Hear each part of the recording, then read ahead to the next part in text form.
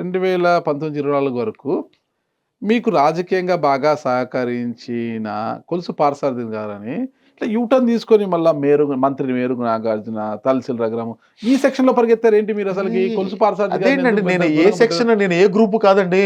మీ group Merugu Nagarjuna గారి నా group కదా! గ్రూప్ అసలు ఏ గ్రూప్ కాదండి. నాది జగన్మోహన్ రెడ్డి గారి గ్రూప్ అండి. ఆ! ఇది జగన్మోహన్ రెడ్డి గారి పార్టీ. జగన్మోహన్ రెడ్డి గారి గ్రూపు. ఆ! దీనిలో ఈ క్రమంలో కొందరు సీనియర్స్ ఉంటారు. వాళ్ళ దగ్గర సలహాలు, సంప్రదింపులు తీసుకోవడం కోసం, లేకపోతే కొంత సపోర్ట్ కోసం, సైకలాజికల్‌గా సపోర్ట్ కోసమో, లేకపోతే ఇంకోటో మాట్లాడతాం. అలాగే మీరు చెప్తే 2 పేర్లు ఉన్నాయి. మేరుగు నాగార్జున గారు నాకు అత్యంత సన్నిహితులు. నా నే నేను ఆయనతో జూపూడి ప్రభాకర్ గారు ఇద్దరు కలిసి ఇబ్బంది పెట్టారా? వినండి సార్, ఆయనతో క్లోజ్‌గా ఉంటాను. ఆ! ఇంకొకటి రెండోది తలసిల రఘురామ్ గారు, ఆయనతో కూడా క్లోజ్‌గా ఉంటాను. ఆయన నన్ను ఫస్ట్ ప్రపోజ్ చేశాడు, ఆయన కూడా సారథి గారితో పాటు. మరి కొలుసు పార్థసారథితో అంత లేదే ఇప్పుడు? ఇద్దరు కలిసి ప్రపోజ్ చేశారు. తర్వాత ఆయనతో లేరే? నేను ఎప్పుడు కూడా ఆయనతోనే ఉన్నాను. ఆ ప్రిన్సిపల్ ఎక్కువ మేరుగు నాగార్జున అంటూ జూపూడి ప్రభాకర్ గారికి పాప ఆయన సామాజిక కార్పొరేషన్ చైర్మన్ గా ఇస్తే ఆయన ఆఫీస్ కూడా తాళాలు వేయించిన ఘనత మీ మంత్రి ఆ రోజు. మీరు వినండి సార్, ఆయన వెంటే కదా మీరు ఉండింది ఆ రోజు. మీరు వినండి సార్, జూపూడి ప్రభాకర్ గారిని అడగండి.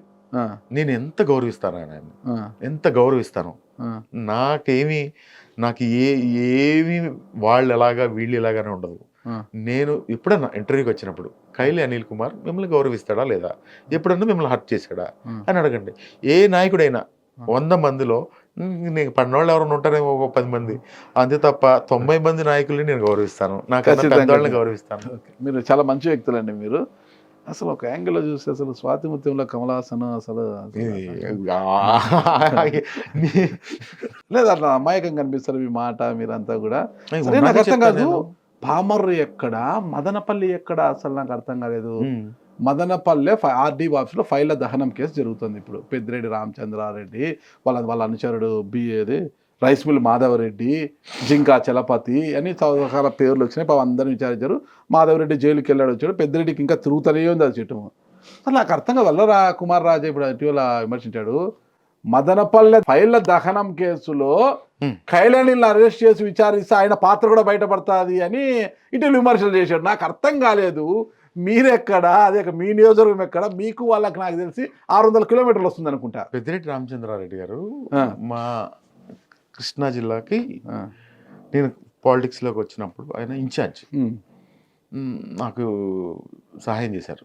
ఇట్లా ఎలక్షన్ మన టికెట్ విషయంలో కానీ ఒక మాటగా జగన్మోహన్ రెడ్డి గారికి చెప్పడం, ఎలక్షన్లో గైడ్ చేయడం, అవన్నీ చేసే క్రమంలో నేను ఆయన దగ్గరికి బాగా ఎక్కువ వెళ్తా ఉన్నాను. ఎంతమంది చెప్తారండి పార్థసారథి గారు మీ టికెట్ గురించి, మీ పార్టీ గురించి, పాత్ర వాళ్ళు అసలు ఎక్కడో పామరులో ఒక జెడ్పీటీసీ కుమారుడు కైలాన్ పెద్దిరెడ్డి రామచంద్రారెడ్డి సపోర్ట్ చేసి టికెట్ ఇవ్వమని చెప్పడం ఏంటి?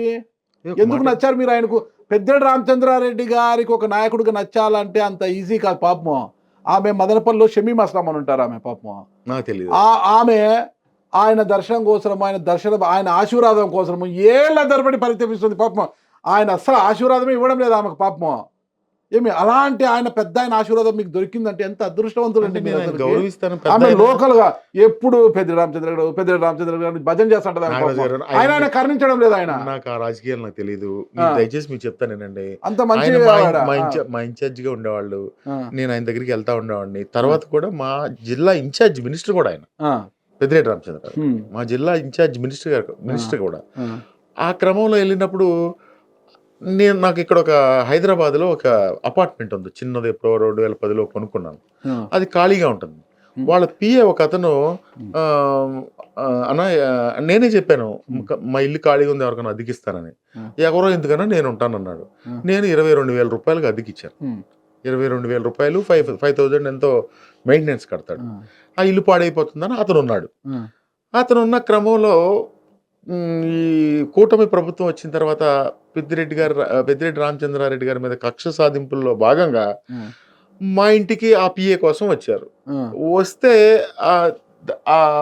కైలి అనిల్ కుమార్ ఇంటి మీద మదనపల్లి పోలీసులు రైడ్ చేశారని చెప్పి పేపర్లో రాశారు. దీనికి మదనపల్లిలో నాకేం సంబంధం ఉంటుంది? నాకు అక్కడ ఇప్పుడు నేను మదనపల్లి అక్కడ ఫైల్ ఇక్కడికి ఏమైనా వచ్చాయా? నేను ఎప్పుడు మదనపల్లి కూడా వెళ్ళలేదండి. నేను ఎప్పుడు మదనపల్లి కూడా వెళ్ళలేదు. వెళ్ళండి, బాగుంటుంది, కూల్ సిటీ బాగుంటుంది. కుమారరాజుకి ఏదో ఒకటి కావాలి, మనం రేషన్ బియ్యం అమ్ముతున్నాం అన్నాం అనుకోండి, నువ్వు మదనపల్లి ఫైల్స్ తేవాలి. ఏంటి మదనపల్లి ఫైల్స్ తెచ్చి తీసుకురా, నీకు అధికారం, కాశ్మీర్ ఫైల్స్, మీరు అధికారంలో ఉన్నారు, అవి కాశ్మీర్ ఫైల్స్, మీరు అధికారంలో ఉన్నారు, మీ నాన్న అత్యంత మంచి పొజిషన్ లో పార్టీలో ఉన్నాడు. చంద్రబాబు నాయుడు గారితో మాట్లాడి మదనపల్లి ఇష్యూలో నా పాత్ర ఏముందో ఒకసారి నిరూపించమని చెప్పండి. లేకపోతే మీరు అన్నారు కదా నన్ను, నేను రెడ్ బుక్ లో ఉన్నానని, ఆ రెడ్ బుక్ లో పెట్టి నన్ను శిక్షించండి. ఉంటే నేను అనేది ఏంటంటే, ఈ రోజు కాన్స్టిట్యున్సీ ఎలా ఉందంటే, నాన్నగారు విజయవాడలో ఉంటారు, వరలరామయ్య గారు నాన్నగారు పిలుచుకుంటారు ఎంప్లాయీస్ అందరినీ, సిఐల్ని, ఎస్ఐల్ని పిలిచి, వాళ్ళ నాన్నగారు కలెక్షన్ సెంటర్ అక్కడ, బాబు గారు ఇక్కడ ఫంక్షన్లే తిరుగుతారు, బాబు గారు ఇక్కడ తిరుగుతూ ఉంటారు. వాళ్ళ తమ్ముడు ఒక అతను ఉంటాడు, వాళ్ళ తమ్ముడు పొద్దున్నే వెళ్ళి సాయంత్రానికి అక్కడ ఒక ఆఫీస్ పెట్టారు. ఆఫీస్ పెట్టి ఇక్కడ ఆటో నగర్ లో, విజయవాడ ఆటో నగర్ లో ఆఫీస్ పెట్టి వాళ్ళ తమ్ముడు మొత్తం అంతా కలెక్షన్ తీసుకొస్తాడు వెళ్ళి. ఏది ఈ ఫ్రీ ఇసుక కలెక్షన్ అంతా కూడా తీసుకొస్తాడు. కాన్స్టిట్యున్సీ ఎలా అయిపోయిందంటే, వాళ్ళకి ఏమీ బాధ్యత లేదు. ఎవరన్నా సరే ఛాలెంజ్ చేసి చెప్తున్నా, పేదవాడికి ఏదైనా ఒక ఉద్యోగం ఇచ్చారా మీరు? ఏదైనా పేదవాళ్ళకి ఈ పని చేశారా? ఇంకొక విచిత్రమైన విషయం ఏంటంటే, వాళ్ళ నాన్న ఆర్టీసీ చైర్మన్గా 3 సంవత్సరాలు 4 సంవత్సరాల్లో వరలరామయ్య గారు పనిచేశాడు. నేను శాసనసభ్యుడిగా ఉండగా పేర్ని నాని గారు ట్రాన్స్పోర్ట్ మినిస్టర్గా ఉన్నారు. ట్రాన్స్పోర్ట్ మినిస్టర్గా ఉన్నప్పుడు నేను పేర్ని నాని గారిని మా పామర్ బస్ స్టాండ్ పాడైపోతుందని చెప్పి ఇప్పుడు ఎండీగా ఉన్నటువంటి ద్వారకా తిరుమలరావు గారిని రిక్వెస్ట్ చేసి పామర్ తీసుకెళ్ళాం. పేర్ని నాని గారిని, ద్వారకా తిరుమలరావు గారిని. ఎలక్షన్ ముందే పని స్టార్ట్ చేసి బస్ స్టాండ్ పని అయిపోయింది, కొంచెం పెయింట్స్ వేయలేదు. ఇప్పుడు ఎలక్షన్ కోడ్ వచ్చిన తర్వాత పెయింట్స్ వేసారు. ఇప్పుడు ఈ ఎమ్మెల్యే ఏం చెప్తాడు తెలుసా? బస్ స్టాండ్ మొత్తం బాగు చేయించేసానని అంటాడు.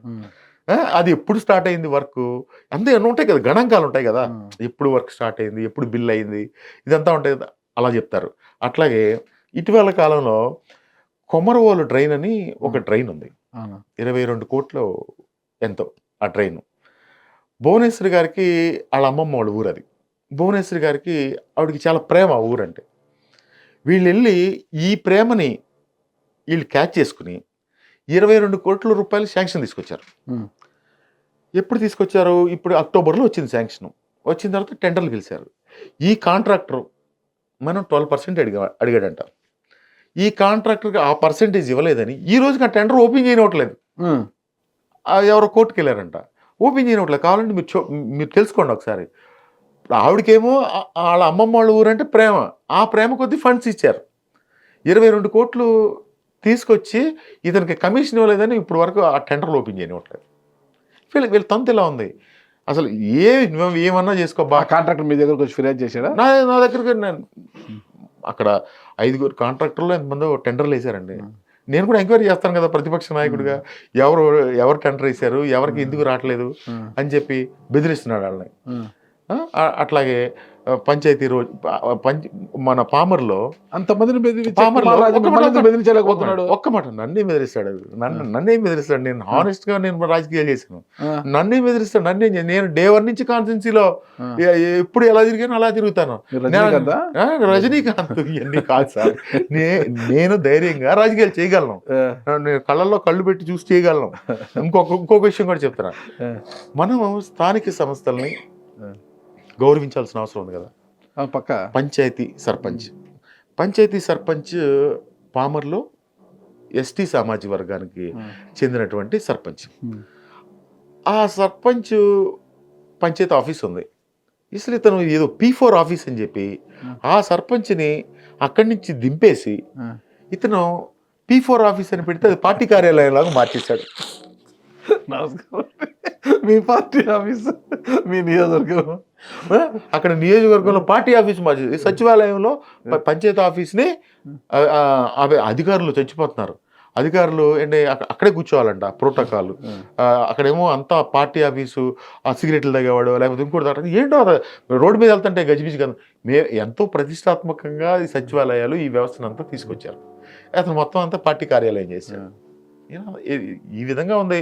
అతనికి ఏమీ అర్థం కావట్లేదు. ఆయాచితంగా ఎమ్మెల్యే అయిపోయాడు. అంటే నేను జెల్సీ ఏం ఫీల్ అవ్వట్లేదు. ఎమ్మెల్యే అయ్యావు, బాధ్యత ఎరిగి ఇంకా 4 రోజులు పాలిటిక్స్లో ఉండి జనాలు మనసు దోచుకోవాలని ప్రయత్నం చేయాలి. ఈ రేషన్ బియ్యం కూడా ఏంటి, ఈ మట్టి కూడా ఏంటి, ఈ ఇసుక కూడా ఏంటి, అసలు ఎక్కడ సహజ వనరులను చేయడంలో ఎవరికి వారే పార్టీ నాన్నగారేమో అక్కడేంటి ఒక సిఐ ఇప్పుడు చిట్టు మొత్తం డాడీ అక్కడ పిలుస్తారు. డాడీ ఇప్పుడు ఉన్నాడు సిఐ, నా మీద పోట్లాడాడు కదా నా చిట్టిబాబు. ఈ చిట్టిబాబు మా టైంలో కూడా ఎస్ఐ చేశాడు. ఏది మా ఇక్కడ 5 సంవత్సరాలు నేను శాసనసభ్యుడిగా ఉన్నప్పుడు మీరు ఎస్ఐగా పనిచేశాడండి. దగ్గర పనిచేశాడు. మరి మీరు అప్పుడు లెటర్ ఇచ్చింటారు కదా, కృతజ్ఞత లేదా? ఇచ్చానండి. ఒక నిమిషమేనండి. అతనిది అంటే ఎంత తెలివిగలవాడైతేనే కదా మళ్ళీ మా దగ్గర పనిచేసిన వాడు మళ్ళా వచ్చి తెలుగుదేశం పార్టీలో అధికారంలోకి వచ్చి పనిచేస్తున్నాడు. అంటే నాన్నగారి దగ్గరికి వెళ్ళి ప్రసన్నం చేసుకున్నాడు. అక్కడికి వెళ్ళి విజయవాడ డిపార్ట్మెంట్ ఆయనకు తెలుసు. ఒక ఆయనకి ఇచ్చేసారు పోస్టింగ్. బీసీ వర్గానికి చెందిన ఒక ఆయన ముందు పోస్టింగ్ ఇచ్చారు. తర్వాత ఈ చిట్టిబాబు వెళ్ళి ఆయన ప్రసన్నం చేసుకుంటే ఇస్తా ఉన్నాడు. ఈ చిట్టిబాబు ఆదాయం ప్రతి నెల ఎంతో తెలుసా మీకు? ప్రతి నెల 10 లక్షల రూపాయలు. చిట్టిబాబు వాళ్ళ ఆడిటర్ మీ ఫ్రెండ్. చిట్టిబాబు ఆదాయం ప్రతి నెల 10 లక్షల రూపాయలు. ఎట్లా అంటే ఇసుక మీద, ఆ క్వారీలన్నిటి మీద అతనికి ప్రతి నెల 10 లక్షల రూపాయలు ఇస్తారు. చిట్టిబాబు వాళ్ళ ఆడిటర్ మీ ఫ్రెండ్? ఆడిటర్ కాదండి, అక్కడ కాంట్రాక్టర్లే చెప్తారండి, ప్రజలు చెప్తారు. ఇప్పుడు నేను ఎంత ధైర్యంగా ఆరోపణ చేస్తున్నానంటే ఒక ఆఫీసర్ మీద 10 లక్షల రూపాయలు నెలకు సంపాదిస్తున్నాడని చెప్పి నేను ఇంత ధైర్యంగా నేను చేస్తున్నానంటే, ఆరోపణ చేస్తున్నానంటే ఎంత ధైర్యం కావాలి? చిట్టిబాబు చర్యలు తీసుకుంటే మీ మీద చేసుకోమని చెప్పండి, నేను ప్రూవ్ చేస్తాను. ఓకే, చిట్టిబాబు కేసు వేయమని చెప్పండి, లీగల్ గా నేను ప్రూవ్ చేస్తాను. ఓకే, నా దగ్గర వీడియోస్ కూడా ఉన్నాయి. చిట్టిబాబు గారు చూడండి, లీగల్ గా ప్రూవ్ చేస్తాడు.